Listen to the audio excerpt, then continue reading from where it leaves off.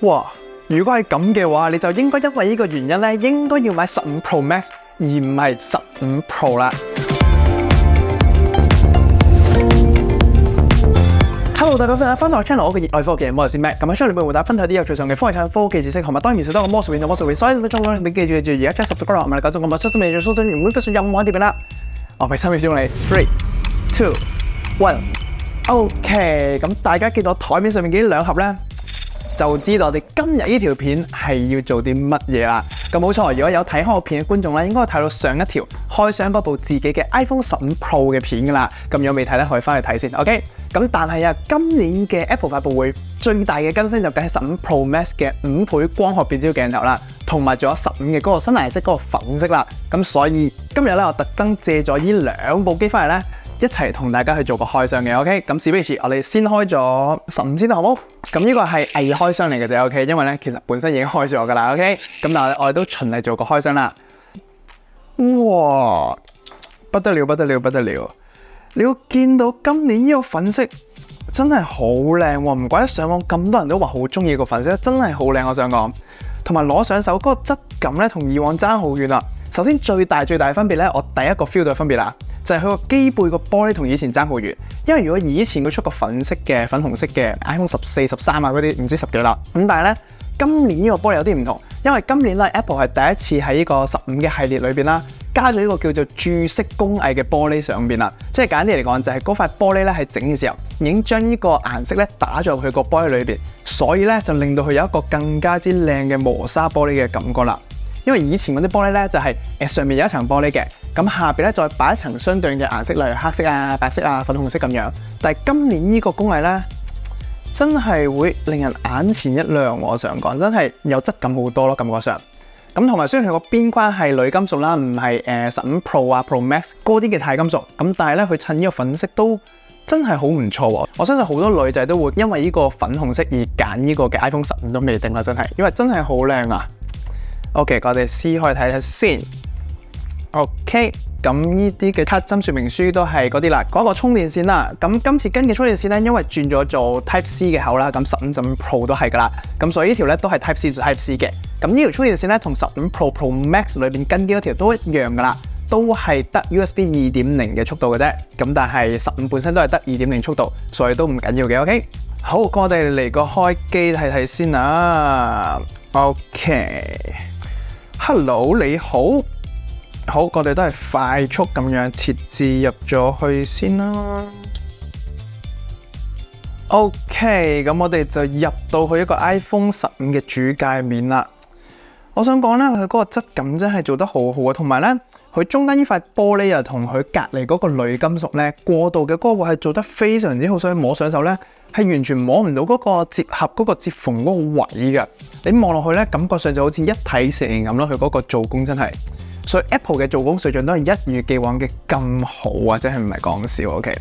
咁同埋咧，今年嘅 iPhone 15，我覺得其實佢個升級都幾大嘅，因為咧佢係第一年啦，用咗4800萬像素嘅主鏡頭，咁亦都即係上一年 iPhone 14 Pro 嗰個主鏡頭，其實就基本上就係嗰個鏡頭嚟噶啦。而家就真係擺咗落 iPhone 15度，所以如果你以前係用開唔係 Pro 嘅系列啦，即係例如可能係14啊、13嗰啲咧，如果你升級到15之後咧，你影相係應該會有一個幾明顯嘅分別，你會feel 到咧，你用主鏡頭影相嘅時候咧，嗰個質素啊係好咗好多噶 ，OK。跟住同埋佢個 mon 啊，佢今年咧15個 mon 咧，亦都有一個升級喎。佢而家個 mon 咧係同15 Pro、15 Pro Max 即係 Pro 嘅系列啦，係完全一模一樣噶啦，即係佢嗰個峰值亮度啊，嗰啲完全都一樣。哦，只有一樣嘢係唔一樣嘅啫。就係咧，佢每個120Hz嗰個 promotion 啦。但係如果你冇用過120Hz嘅 promotion咧，可能對你嚟講就唔會係咩大問題㗎啦。OK， 咁喺度咧都 share 咗一個小嘅 fun fact 啦，關於今年嘅 iPhone 俾大家知嘅，就係咧喺今年啊所有 iPhone 嘅一個 USB-C 接口裏邊啦，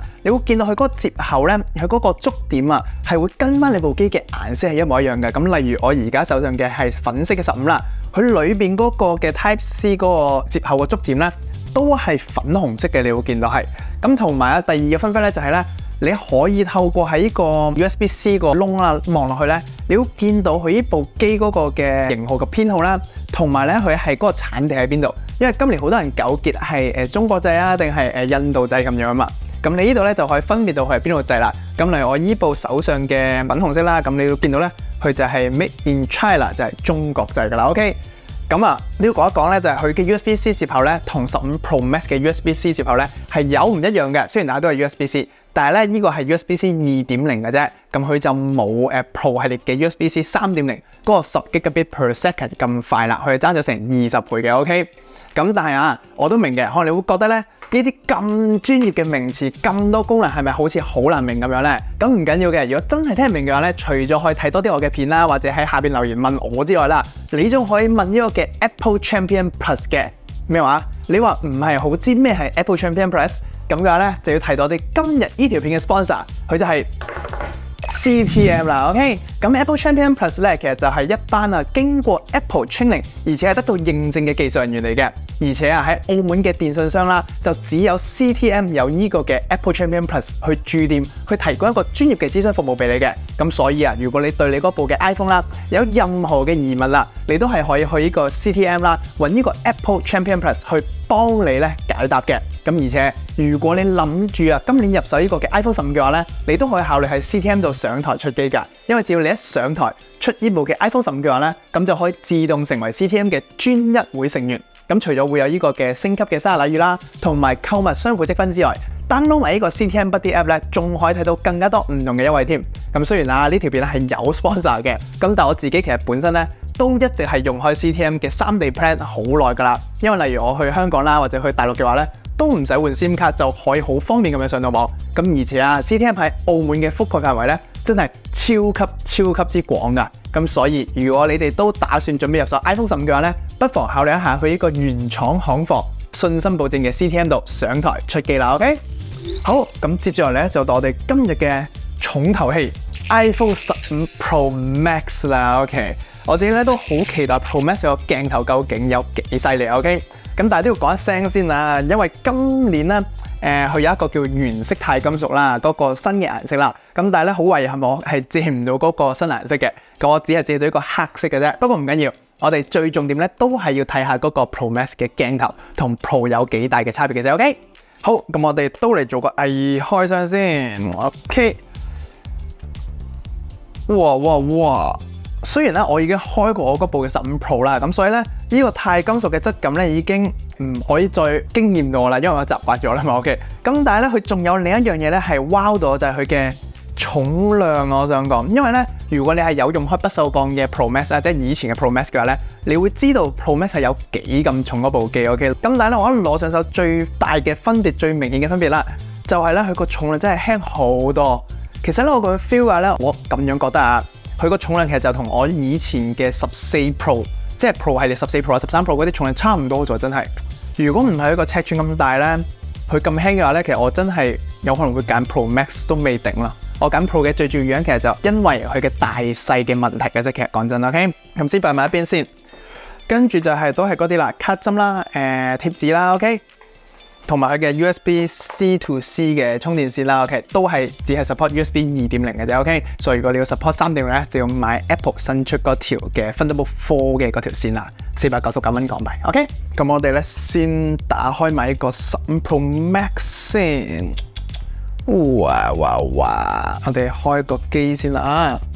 ，Apple 嘅 logo。OK， 咁你呢度就會見到啦 ，Pro 系列獨有嘅一個 Action Button 動作按鈕嘅一個設定。咁頭先咧15嘅 setting 裏邊咧係冇呢個嘅，因為15咧仲係用緊呢一個原始嘅靜音掣。OK， 有 on-off 嘅靜音掣。咁而 Pro 系列就用咗一個嘅 Action Button 嗱。OK。好，咁我哋都循例睇一睇啦，呢個 Action Button 裏邊有啲咩功能設定嘅。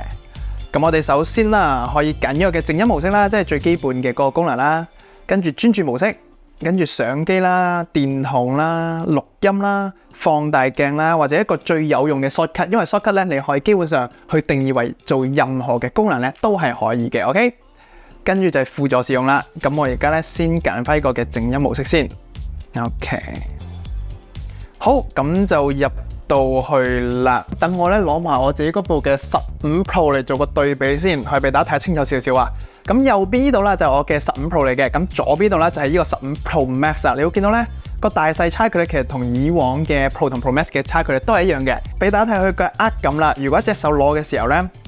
個拇指又可以掂到嘅範圍咧，真係 Pro 咧，我覺得都勉強可以喺上面拉到落嚟都 OK 嘅。OK， 咁但係有咗 Pro Max 咧，真係冇可能隻拇指冇可能可以拉到上邊啦，一定要用第二隻手咧先可以拉到通知中心啦。所以呢個都係其中一個好大原因，點解我會揀 Pro 而揀 Pro Max， 因為咧有時你真係要成日去單手操作嘅時候咧，其實Pro 係方便好多㗎。不過啊，Pro Max 都有佢嘅優勢嘅，一嚟就係佢嗰個 mon 大啲，你睇片啊打機會正啲啦。咁第二就係佢嗰個電池續航咧會耐過 Pro 少少嘅。咁我而家用咗 around 幾日嚟講啦，其實 Pro 嘅電量咧係勉強夠一日啦。其實如果有時真係用得太多，我哋影多啲相咧，有可能唔夠一日用嘅。其實 Pro 嘅電量，咁所以呢個亦都係 Pro 其中一個唔係咁好嘅地方，亦都係 Pro Max 嘅一個優勢嚟嘅。OK， 咁終於嚟到我哋最重要嘅 Pro 同 Pro Max 嘅最大嘅分別啦，就係佢嘅鏡頭啦。咁雖然Pro 同 Pro Max 都係有3個鏡頭啦，咁但係 Pro 嘅呢個長焦鏡頭咧係得3倍長焦嘅啫，